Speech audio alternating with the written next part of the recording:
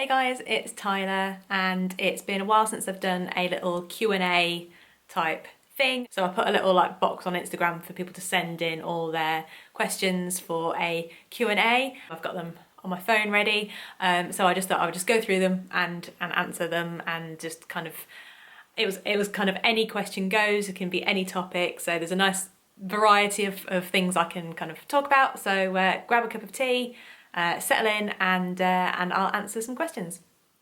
So one of the big common ones was just generally, how are you? Like, how is your health? So at the minute, things are okay. If you saw my last video, I kind of talked about a bit of an update on what was going on with my skin and everything. And at the minute, things are relatively manageable. I'm still on oral steroids, and I'm hoping that cyclosporin, the immunosuppressant that I'm on, is also working. I don't know, but at the minute I've got like a little bit of like it's not the flare like it has been, but it's just like almost like an irritation of my skin. So, and it's just like the usual places, like inner elbow, neck. Actually, that's kind of it. Just like the elbow and neck, and then like a little bit like there. So, but it's not as severe as it has been in previous flares, so I'm hoping that's a good thing, but I don't know. I've got a follow-up appointment with my dermatologist soon, so yeah, we'll just kind of, I guess we'll just review all the medication that I'm on, and kind of work out what we're going to do next. I don't want to be on the steroids long term, but they are helping, obviously, but the goal is to come off the steroids and hopefully manage this skin condition through the immunosuppressants, and then hopefully come off them as well. I don't know. I have been using like a body wash that's really made a difference. It's like an antifungal one. It's really been helping my skin. It just, every time I work out, you know, like when I sweat after a workout, obviously those bits are going to irritate the most. But as soon as I use this body wash, it's just like, it calms all the skin down. Obviously it cleanses it, but it also like, it just seems to like soothe it almost. So I really like that product. I'll pop a link in the description. I'm not sponsored by them or anything. I found this product and it really helps my skin. So yeah, I'll put that in the description. But I thought summer was going to be a lot worse because of the hot weather and my skin flaring, but actually it's been all right. So touch wood. I'm just hoping that that continues, and that I can just have a normal life again, because for the last year and a bit, I just didn't have a normal life. So it's nice to be able to just get back to normal, really. One of the other kind of common questions I've had is like, how are you getting on with the Mio? So basically I switched from my old SenSura that I'd been on for like 10 years, and I've moved over to the newer SenSura Mio, which is like the grey one. I had previously tried Mio over the years, and it never seemed to work for me. And I think part of the problem that I had before was that I was choosing the wrong level of convexity.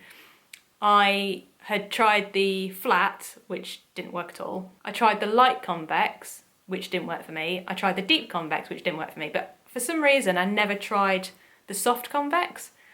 And that's the one that I now use. And that's the one that is like perfect. So I've basically now found, I've done the Goldilocks thing basically. I tried that and it didn't work. I tried that and it didn't work. I tried that and it didn't work. And now I found one that works for me. And so it's the, let me tell you exactly which one it is. It's the SenSura Mio Soft Convex One Piece Drainable.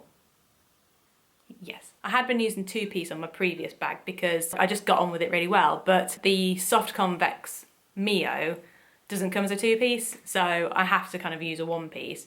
But I've kind of gotten on with it really well since trying it, so I'm back to being a 1-piece girl. I had been a 1-piece girl well in the olden days, like early on in my stoma life, but I then switched to a 2-piece, gotten used to that for years and years, and now I'm back to being a 1-piece user. But I don't have any leaks, which is, again, touch wood. I've not had any skin irritation with it. The only skin irritation I did have was when I was having the full body irritation, so it wasn't directly related to my stoma bag at all. It was related to everything else that was also going on. So I know it wasn't a reaction, it was my skin's just being annoying. But yeah, no irritations other than that. No leaks. I can work out. I can go places. I've you know, been out and about. I've been to Warwick Castle and it's not been an issue. So I feel pretty confident in that this is the right bag solution for me. So I'm very pleased. So yes, I'm probably going to continue using this for the foreseeable future. I can't imagine needing to switch to anything else at this point. So yeah, I'm really glad that I tried it. How are things with the new house? So I mentioned it in my previous video, but I sold my house and now I'm moved in with my boyfriend and it's awesome. It's just so nice to be here. Again, I said this in my last video, but it's just really nice to be living with him and just, yeah, kind of be in this house, which we see as being our forever home, and we're kind of, you know, putting our stamp on it, and we're doing things in the garden now, and like we've planted some vegetables, which is really exciting. We're kind of seeing the progress of them, like every day we get really excited to see, like, you know, a little shoot come up or stuff like that. So that's really nice. Yeah, it's just really nice to be here with him, and when his son is over as well, like it's just nice to spend time with him together as well. So yeah, the house is awesome. There's still things we want to do, like we want to update the kitchen, and at some point we'll do the bathroom and the gym that is currently kind of like a conservatory type thing. That's gonna at some point be a project that we'll work on, but like the living room is done, the like the toilet and our bedroom is almost finished. We just need to get the wardrobes installed, and then maybe some other little sort of finishing touches to the bedroom. But and then my office is kind of, well, it's a bit of a mess at the minute, but it's a lovely room to work in. It's really light and airy, and it's got a nice view of the garden, and yeah, a little sofa in there, and yeah, it's just a nice house to be in. I'm really, yeah, I could just see us being here for until we're little old people potting around in the garden. Do you have any Netflix recommendations? Honestly, we've been just watching old stuff. Like we've been watching Big Bang Theory, we watched Friends again, we watched Brooklyn Nine-Nine again. Like we've just been watching lots of old shows that we love that are kind of like as background noise, like while we're kind of having dinner and just chatting and stuff like that. We have Amazon as well, and we were watching stuff on Amazon. So we've recently started watching Clarkson's Farm, I think it's called, with Jeremy Clarkson, you know, setting up his farm. And actually, speaking of farms, we went through a whole phase of watching like Victorian Farm, Edwardian Farm, those kind of shows, which were like so interesting, but also like quite like just give a nice warm fuzzy feeling at the same time. It was just really cool to watch. And then like, you know, a few months ago while I was ill, we binge watched things that made us feel like, well, it certainly made me feel all like happy and warm and glowy, but like Time Team, like old Time Team, oh, just total throwback vibes. And then like The Good Life, that was, well, like, I think that was over Christmas actually, but yeah, things like that I've enjoyed watching. Rich found a copy of Due South season 1, which we're gonna smash at some point. At the minute we've just been kind of watching older things that we know that we like, but we're just watching it again.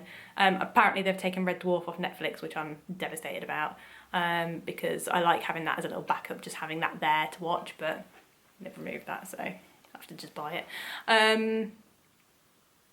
But yeah, I really want to get Rich into Gavin and Stacey, but I don't know if he'll like it. I love it, but I don't know if he will. We'll see. But yeah, I've been given loads of recommendations of other shows, so feel free to leave some in the comments. But it's just that like I say, we watch things that are kind of comforting and stuff that we've probably already seen before, but it's just nice to watch again, or just more background noise than anything else. So.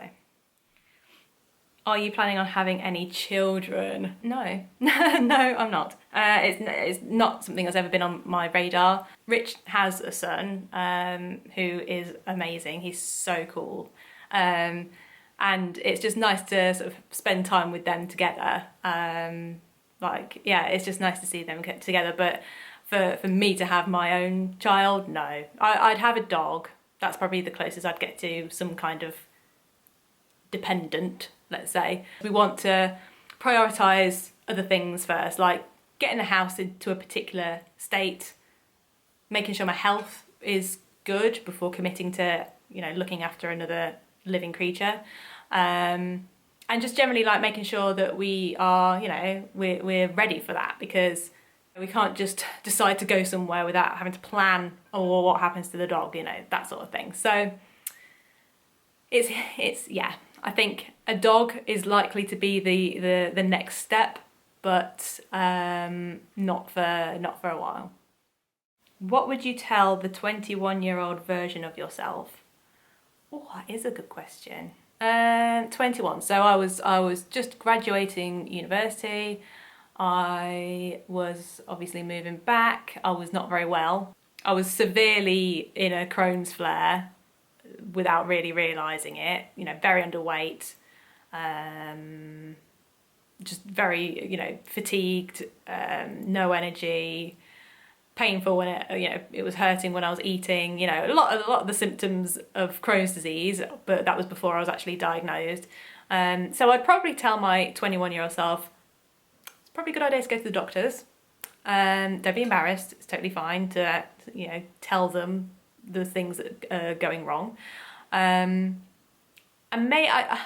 part of me wants to kind of warn of what happens, like, so for example, like coronavirus and stuff like that. But then at the same time, remembering what I was like, I think I would have absolutely freaked out. So I don't know if I would have actually have benefit. I think telling my past self, I think it would have just backfired and I would have just gone into panic mode. So I think some things are probably better left untold, at least in my case anyway.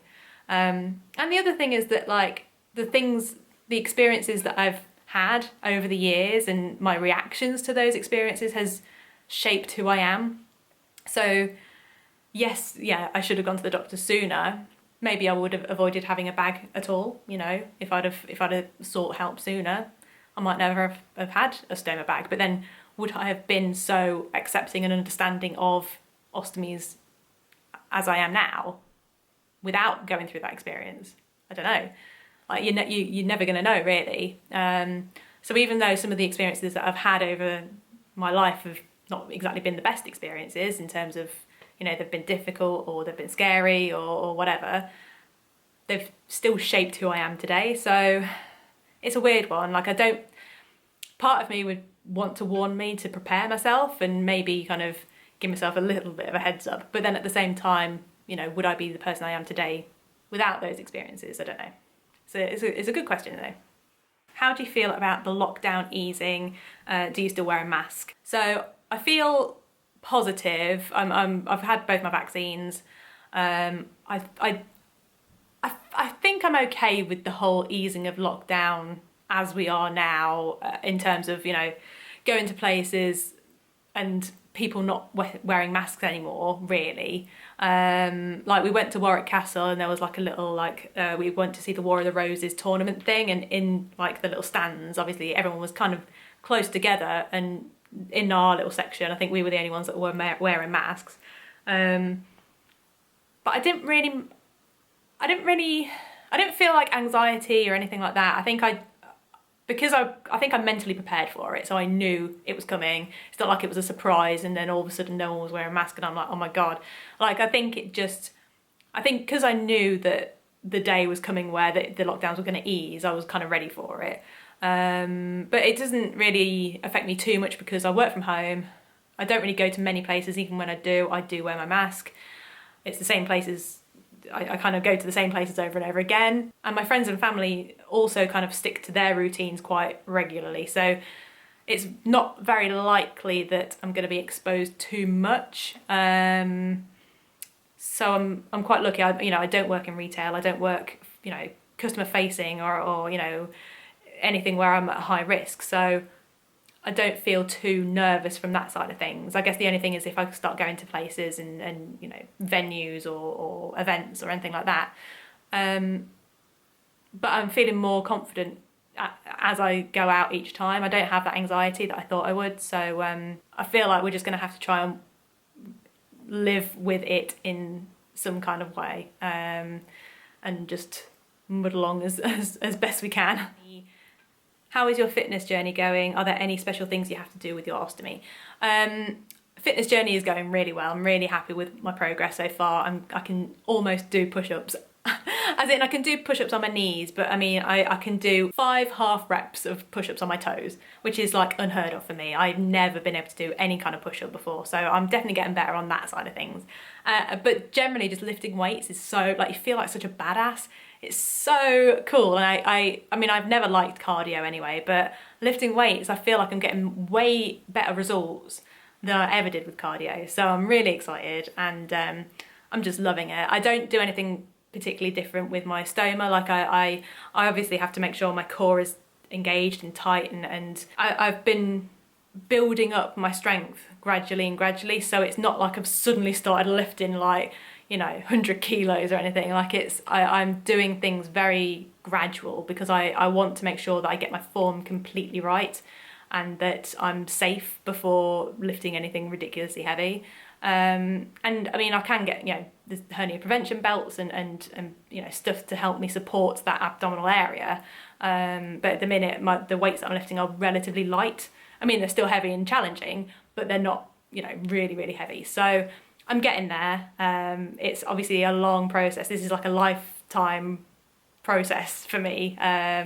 So I'm just going to see how I go, and nutrition wise, I'm on a slight deficit at the minute, so I'm just under my maintenance calories, and it's fine. I've gotten used to it now. I had been eating well over my maintenance, because like in a huge surplus, because I was so ill and my body was trying to heal.